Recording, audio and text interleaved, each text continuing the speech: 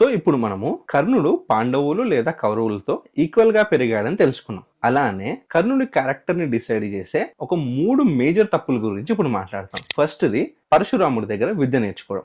వేదవ్యాసుడు రాసిన మహాభారతం తెలియని చాలా మంది పరశురాముడి క్యారెక్టర్ ని తప్పుగా అర్థం చేసుకుంటారు. పరశురాముడు క్షత్రియుల ద్వేషి అని అనుకుంటారు, కానీ అది నిజం కాదు. ఎందుకంటే క్షత్రియుడైన భీష్ముడికి విద్య నేర్పించింది కూడా పరశురాముడే. కానీ ఈ కర్ణుడు పరశురాముడి దగ్గర అబద్ధం చెప్పి చేరుతాడు. అండ్ పరశురాముడు ఎవరో కాదు, స్వయాన నారాయణుడి రూపం. అండ్ పరశురాముడికి కర్ణుడు బ్రాహ్మణుడు కాదని ముందే తెలుసు. కర్ణుడు చెప్పింది అబద్ధం అని పరశురాముడికి తెలిసినా కూడా కర్ణుడి పాత్రతను పరీక్షిద్దామని కర్ణుడిని తన దగ్గర చేర్చుకుంటాడు.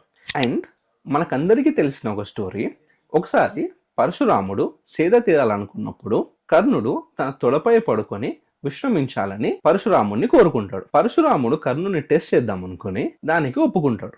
అప్పుడు ఒక పురుగు కర్ణుని కుట్టడంతో కర్ణుడు ఎక్కడ కదిలితే పరశురాముడు లేస్తాడో అని ఆ నొప్పిని భరించి ఆ పురుగు కుట్టడం వల్ల రక్తం వచ్చినా కదలకుండా అలానే ఉంటాడు. ఇది మొత్తం గమనించిన పరశురాముడు లేచి ఒక క్షత్రియుడికి మాత్రమే ఇంతటి బలం ఉంటుంది, ఒక బ్రాహ్మణుడికి ఇంతటి ఓపిక లేదా బలం ఉండదని ప్రశ్నించడంతో అప్పుడు కర్ణుడు తను బ్రాహ్మణుడు కాదు క్షత్రియుడే అని ఒప్పుకుంటాడు. ఆ ఒప్పుకోవడంతో పరశురాముడు ఆగ్రహించి కర్ణుడికి శాపం ఇస్తాడు. ఆ శాపం ఏంటంటే కర్ణుడు పరశురాముడి దగ్గర నేర్చుకున్న అన్ని విద్యలు సరైన ఉద్దేశంతో యూజ్ చేస్తేనే వర్క్ అవుతాయని, లేదా తనవన్నీ మర్చిపోతాడని శాపం ఇస్తాడు.